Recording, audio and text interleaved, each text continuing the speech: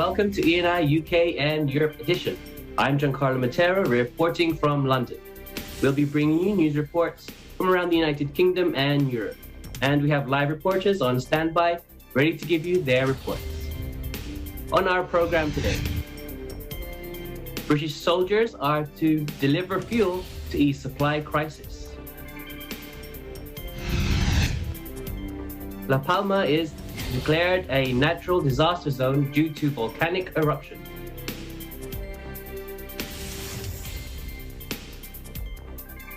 And for our live reporters, we are joined firstly by Love Ann Season. Hello, Love Ann. Hi, Giancarlo. Yes, so I will talk about the latest James Bond film, No Time to Die, which finally hit the movie theaters after 18 months delay due to the COVID-19. Thank you so much, Love Ann. Also joining us from EBC Germany, we have Jessica Kalau. Hello, Jessica. Hello, Giancarlo. Today I will be reporting about the 2021 federal elections in Germany. Thank you so much, Jessica. We look forward to that report later in the show. Also from EBC Switzerland, there's a report on Marie Antoinette's diamond bracelet, which is to be sold at auction in Geneva in November.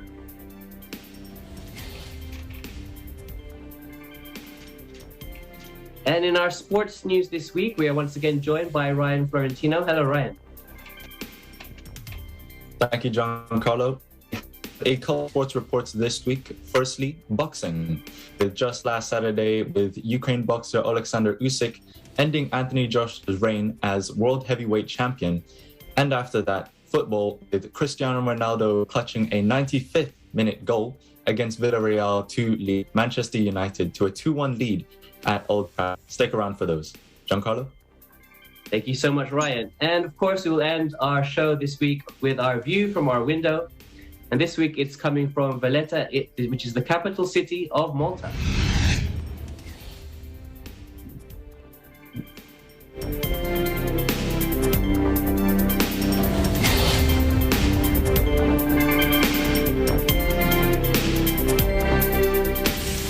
First, our main news headlines.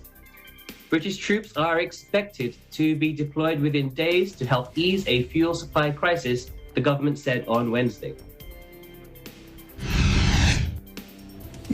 As the retail and hospitality sectors called for foreign workers to be allowed to fill post-Brexit vacancies, the week-long crisis has triggered panic buying and sparked violence at forecourts as crisis is to blame on the Brexit from the European Union, the coronavirus pandemic, and a lack of foresight in replacing thousands of foreign drivers leaving the country. The business secretary explained that soldiers could be delivering fuel supplies to forecourts in the next couple of days in order to cut long queues that have clogged up filling stations. The government's reserve tanker fleet, driven by civilians, was also due to be sent out to deliver fuel on Wednesday afternoon, he added on Twitter. A total of 150 military drivers have been put on a state of readiness, with another 150 to deploy in the coming days. Officials from the Ministry of Defence are reportedly working with the petrol industry on where to best send the resources.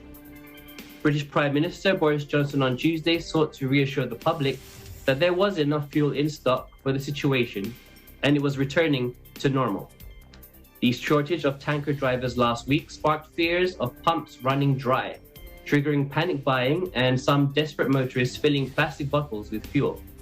Frustration even spilled out into threats of violence on some forecourts, while frontline healthcare and public sector personnel pleaded for priority access to get to work. The government campaigned for an end to free movement across Europe during Brexit, promising to take back control of what it saw as an unchecked immigration. But last weekend, it reversed entry rules to offer foreign truckers a 3-month visa waiver, hoping to ease a wider shortage of drivers that has hit supply chains. The supermarkets have also had empty shelves for several weeks, and fears are growing about the effect on the upcoming winter season.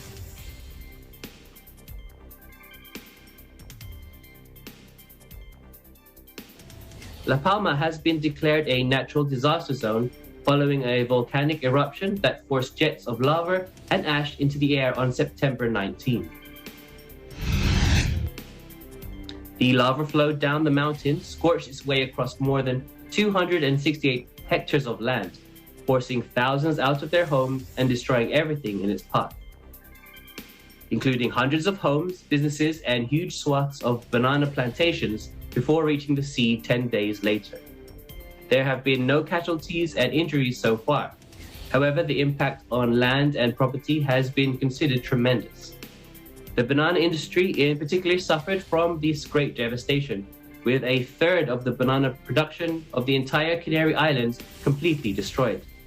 As the white hot lava poured into the sea and acid fumes filled the air, what experts have said could cause irritation to the skin, eyes, and respiratory tracts, possibly causing breathing difficulties. The risk for the local population, however, is much lower, as stated by Ruben Fernandez of the Volcanic Emergency Committee, due to the strong winds in the area, which is blowing the cloud of gases towards the sea. Residents in the nearby town have been instructed to remain in home confinement in order to avoid injuries from the gases. The authorities have implemented a 3.5-kilometer exclusion zone around the volcanic site, which also extends to 2 nautical miles out to sea. La Palma's airport has also been required to shut down due to the accumulation of ash. All flights were cancelled and only resumed operation on Wednesday, September 29. In aid for those who were left homeless, Madrid has released 10.5 million euros. Though the damage has been estimated to exceed 400 million euros. The eruption could last for several weeks or even months, according to experts. It's time for a break now, but please come back for some more ENI UK and Europe edition. Araw-araw sa panahon ngayon, may daming tanong kailangan ng tugon. Nandito si Ali at si Papi na rin, ang smart at pretty nanay, ang siglaban ng kwentuhan. Ang sigaw ng Pinoy Nation. Information, education. Atin sa loobin, ipakita natin ang nagsagot sa problema natin. Ang sa palagay nyo, ang sa palagay nyo, ang sa palagay nyo.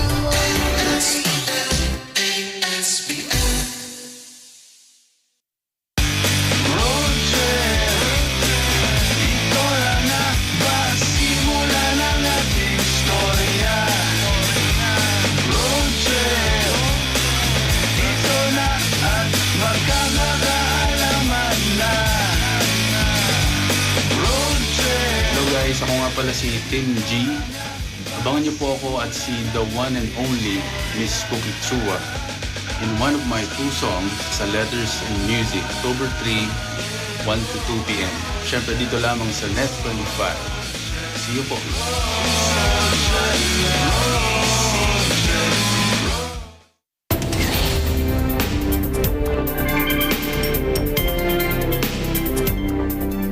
Welcome back to ENI UK and Europe edition. I'm Jakarta Matera. Now for some more interesting stories from the United Kingdom and Europe this week. All eyes of One fans are on the release of the much-awaited film No Time to Die. We have Lavan Season with us today with more details. Hi, Lavan. Hi, Giancarlo. That's right. So James Bond fans in Britain flocked to cinemas Thursday as the new 007 film finally hit big screens, 18 months later than planned, but to a host of positive reviews. Cinema chains have been selling tickets for weeks to No Time to Die, the latest super spy blockbuster which premiered in London Tuesday night and has since earned widespread critical acclaim. Now, the film originally set for release early last year, but repeatedly postponed due to the pandemic. It is Daniel Craig's 5th and final outing in the role of the suave secret agent. Peter Bradshaw of The Guardian lavished 5 stars on the film, arguing its duration of nearly 3 hours is justified. However, the praise was not universal, and others disagree about its length of 2 hours and 43 minutes. John Nugent, writing in Empire magazine, criticized the middle of the movie for getting bogged down by plotting and that it doesn't justify that heaving runtime. Impatient moviegoers who have been waiting since 2015 Spectre for the 25th installment in the 007 franchise were able to watch the new film from as early as 7 a.m. GMT Thursday.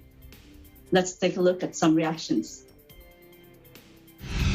Yeah, I thought it was terrific. I thought the action sequences were great. I think the story was fantastic. I think it's one of the best Bonds for female characters and the interplay with Bond. And I think it was a lot sharper than some of the other recent films. Yeah, couldn't have asked for more. I was supposed to come at midnight, but I was a bit tired. But yeah, I was here for the first session at 7 a.m. with some hardcore Bond fans in there this morning. But yeah, it's been a really long wait, you know, and it's great that this virus is now done enough that we can get along and see it. But it's definitely worth the wait, for sure, you know, and you can see when you see this why it couldn't come out on streaming or anything like that. It's really something you have to see in a cinema. No Time to Die is part of a backlog of major productions held back by distributors during the pandemic, hitting cinemas hard and forcing some new films to be streamed. At Tuesday's star-studded premiere at London's historic Royal Albert Hall, Craig said he was relieved the film has finally arrived on the big screen. Back to you, Giancarlo. Thank you, Lavan. With the cinemas, as you said, still recovering from the enforced closures in 2020 and 2021, how is this James Bond film likely to impact the UK film industry? Well, Giancarlo, there has been a lot of buzz and excitement, not just from the moviegoers and cinemas, but also from the film industry as a whole. The movie may be an indicator of how cinemas could recover from the global pandemic. It is also set to give chains around the UK their biggest opening since 2019. To expound more on that, View Cinemas are selling in advance more than 270,000 tickets and Odeon over 175,000.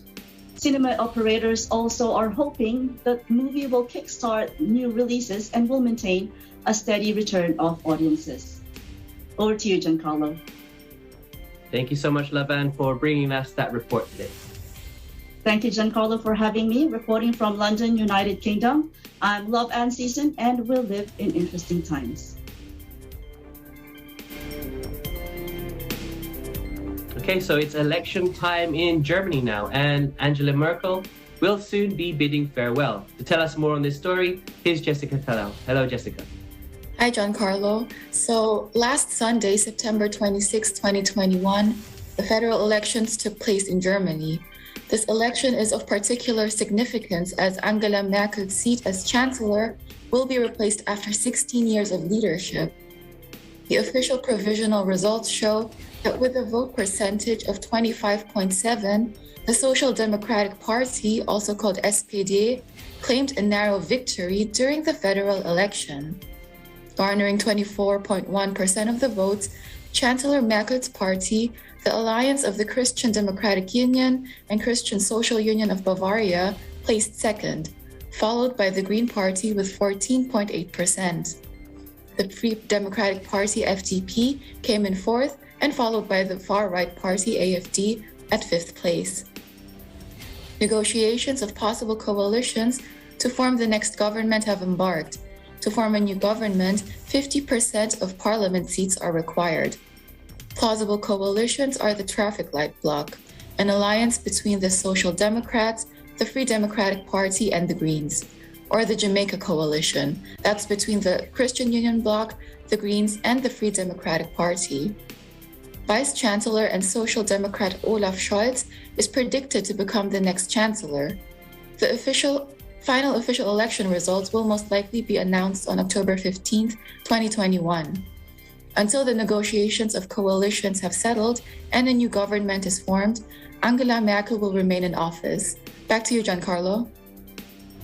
Thank you so much, Jessica, for that information. Just one question. Since Olaf Scholz is predicted to become the next chancellor, what main plans or topics are on his list and for his party? Yes, so the program of the SPD is called Zukunftsprogramm, which translates to the program of the future. They focus on building a respectful society, on climate protection, and on enhancing the solidarity of Europe. One of the party's goals is to promote an open and equal society and to strengthen the democracy in the country. They strive to achieve this by supporting associations and institutions who actively stand against racism and discrimination. In light of the pandemic, the party also hopes to enhance the hospital and emergency system even further and to increase the salary of nurses. Back to you, Giancarlo. Thank you so much, Jessica, for bringing us that report this week. Thank you for having me. Reporting from Frankfurt, Germany, I'm Jessica Kahlo, and we live in interesting times. Okay, it's time for another break now, but please come back for some more ENI UK and Europe edition.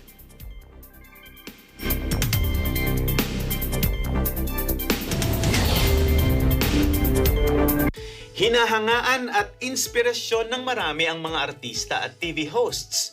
Dahil sa kanilang tagumpay sa telebisyon at pelikula, many Filipino TV and movie personalities, through their passion for acting and performing, have made it big in our TV screens. Ngunit katulad ng mga karaniwang tao, walang nagawa ang kanilang kinang at kasikatan sa coronavirus crisis. In a flash, TV productions were suspended, leaving so many without work. Pero ang mga bida natin sa telebisyon, bumida rin sa kanilang mga bagong propesyon. In this episode, we will see how the pandemic drove celebrities to become entrepreneurs. Today, we'll have the journey of our guest, Miss Mariel Padilla, from TV hosting to online selling. Just be creative. Ang daming pwedeng gawin. For me ngayon na is madali magsimula because laging nagkahanap ng bago. Something na pwede nilang itry. All these in this episode of Open for Business. Naghahanap lagi ako ng atensyon eh. Ang hirap pag-ilapin. Sabi ko, kung nakabibili lang yan, matagal ko na pinag-ipunan yan.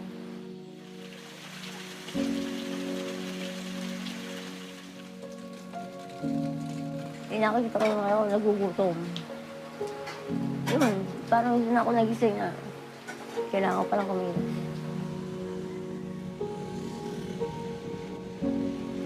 Anak ko na lang naging ano ko. Hinuhugutan ng lakas.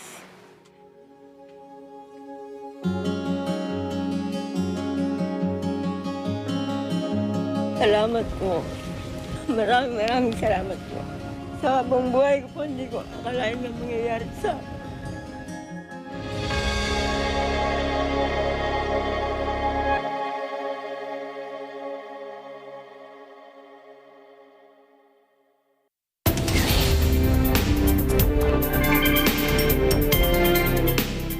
Welcome back to ENI UK and Europe edition. I'm Giancarlo Matera. Now for some more interesting stories from around Europe this week. An exceptional jewelry of historical value is going on sale up in Geneva, Switzerland. Jamie Lee Umeli has the report. Let us watch. Two exceptional diamond bracelets that belong to French Queen Marie Antoinette will be sold at auction in Geneva, Switzerland in November. The bracelets are coated with a total of 112 diamonds and will be sold together. Estimated to fetch 2 to 4 million US dollars, they can very well be sold far more than the asking price, according to auctions house Christie's. The price will reflect the value of the diamonds, but also the fact that they are of noble provenance. As an example, in 2018, a pearl and a diamond pendant that belonged to Marie Antoinette was sold by Sotheby's Auctions House for 36 million US dollars, while the initial estimate was only of 1 to 2 million US dollars. The two diamond bracelets that will go under the hammer in November are special in many ways. First, according to Christie's specialist, the antique diamond jewelry has its own charm and uniqueness. They are each composed of 3 rows of gems that can be connected together and worn as a necklace. They are also large in size. The diamonds range from around 1 to 4 carats, making bracelets of around 140 to 150 carats according to Christie's. Secondly, the bracelets belong to the last Queen of France before the Revolution. Christie states that Marie Antoinette ordered the bracelets from jeweler Charles Auguste Böhmer in Paris in 1776. During the Revolution, Marie Antoinette wanted to secure the safety of the bracelets. They were sent to Belgium and then finally to Austria. After the king and the queen were executed in 1793, their surviving daughter, Marie-Thérèse of France, was only able to retrieve the jewels after she was freed late 1795. These jewels can thus be traced all the way back to Marie Antoinette, says Christie's jewelry specialist, who also hopes that whoever buys them would cherish them for the rest of their lives. Reporting from Geneva, Switzerland for Eagle News International, I'm Jamie Lee Umali and we live in interesting times.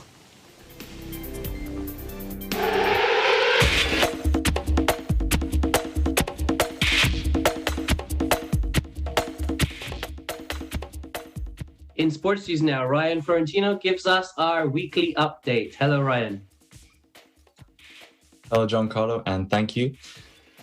For boxing, with Alexander Usyk ending Anthony Joshua's reign as world heavyweight champion in front of the Londoners' home crowd with a stunning unanimous point decision victory last Saturday. Joshua ended the final round of the contest backed up on the ropes with the cheers of a crowd of more than 66,000 at Tottenham Hotspur Stadium. No match for the skills of his challenger. The impressive Ukrainian triumphed on the scoreboards of the 3 judges. His victory, which extended Usyk's perfect record as a professional to 19 wins, becoming the 3rd boxer to win both cruiserweight and heavyweight world titles. Boxing fans have long looked forward to a fight between Joshua and British neighbor Tyson Fury, who defends his World Boxing Council heavyweight title against Deontay Wilder Las Vegas next month. But Joshua had to get past Usyk, the 2012 Olympic heavyweight champion. Eddie Hearn, Joshua's promoter, told Sky News, "I've spoken to him, Joshua, and it was a tough fight. He is devastated." Joshua never really got going. He'll go to hospital now. I don't know if he has a broken eye socket. It doesn't look great. But Hearn added, the fighter in AJ is already talking about winning the rematch. Joshua appeared relaxed that saw him shaking hands with fans. But Usyk moved well right from the opening bell, and the southpaw staggered Joshua with a powerful left-hand punch to the head in the 3rd round. By the end of the 10th round, there was a swelling under Joshua's right eye. Usyk backed Joshua onto the ropes late on and appeared poised for a knockout with the final bell sounded. A well-fought fight from both, and we are eager and ready for a rematch. Now, let us move on to football. And in football, Cristiano Ronaldo's record 178th Champions League game had been one of his quietest for 94 minutes until the ball fell kindly for him to break Villarreal's hearts at Old Trafford last Wednesday. Manchester United's returning hero rode to the rescue just in time to recover a 2-1 win. However, United had, quote, got lucky and were saved by goalkeeper David De Gea, as Villarreal enjoyed the overwhelming majority of the chances. Alex Telles' spectacular strike from distance quickly equalized the score to 1-1, but it was not for another half an hour that the all-time top goal scorer in the Champions League took center stage. Cristiano Ronaldo only got one chance, and, well, he's Cristiano Ronaldo, said Villarreal defender Juan Foyth. In Ronaldo's 5 games since returning to the club, he scored 5 times, but he has also been on the losing side twice. And twice more, United have needed late winners to dig themselves out of trouble. I made history in this club, and I want to do it again, said Ronaldo, who won his first of 5 Champions League titles at United between 2003 and 2009. Ronaldo, Sancho, Mason Greenwood, Bruno Fernandes, and Paul Pogba all started in an offensive-minded team selection. But Villarreal cut through the United midfield with ease on the counter-attack to expose the defense. Thankfully, we had the best goalkeeper in the world tonight, said Solskjaer. David was fantastic. And finally, the home side's talent paid off as Lingard calmly rolled the ball into Ronaldo's path to smash his 136th Champions League goal as the crowd erupted. What a game at Man United. Epic winner at Cristiano Ronaldo, tweeted Usain Bolt, who has been watching from the stands. And that concludes our sports report this week. Come back next week for more like this. Back to you, Giancarlo. Thank you so much, Ryan, for that sports update this week. Thank you, Giancarlo. Reporting from the UK for ENI UK and Europe edition, I'm Ryan Florentino, and we live in interesting times. Okay, we'll end our program today with our view from our window. And this week we're going to Valletta, which is the capital city of the beautiful and warm island of Malta, right by the Mediterranean Sea. It is also known as the European Union's smallest capital city, and it is located the southernmost of the island with many Baroque-type buildings. The city was built on the peninsula between the two natural harbors, namely Grand Harbor and Massachusetts Harbor. Valletta is also recognized by UNESCO for its historical and cultural treasures. This is a perfect place to spend a relaxing vacation, whether it be in the cold or warm seasons.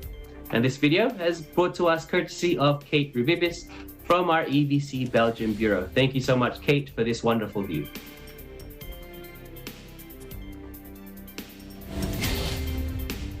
And that's it for our program today. We hope you stay safe and keep positive as we bring you more stories next week from around the United Kingdom and Europe. I'm Giancarlo Matera, and we live in interesting times.